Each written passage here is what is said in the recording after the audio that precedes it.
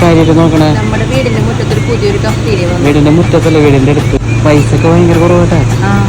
എല്ലാത്തിനും ഓരോ ദിറംസുള്ളൂ. ഓരോ ദിറംസുള്ള ചായപ്പലഹാരങ്ങൾക്കൊക്കെ. അതെ, കേട്ടത് ശരിയാട്ടാ. എല്ലാ ഐറ്റംസിനും ഒരു ദിറംസ് മാത്രമേ ഉള്ളൂ. ഫ്രഷ് മിൽക്ക് ചായക്ക് ഒരു ദിറംസ്, പഴംപൊരി ഒരു ദിറംസ്, പരിപ്പോള ഒരു ദിറംസ്, അങ്ങനെ ഒട്ടുമിക്ക എണ്ണക്കടികൾക്കും ഒരു ദിറംസ്, പൊറോട്ട 2 ദിറംസ്. പിന്നെ ഒരുപാട് കോമ്പോസ് കൂടെ അവൈലബിൾ ആണ് കേട്ടാ.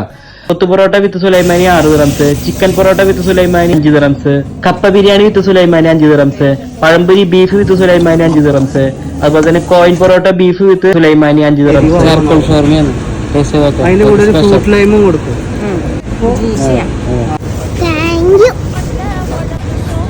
എന്നിട്ടായിരുന്നു രേവ പഴംപൊരി ബീഫോ? ഇത് കപ്പ, അതും കപ്പ കഴിച്ചു നോക്കിട്ട് പരിഹരിക്കുന്നില്ലത്.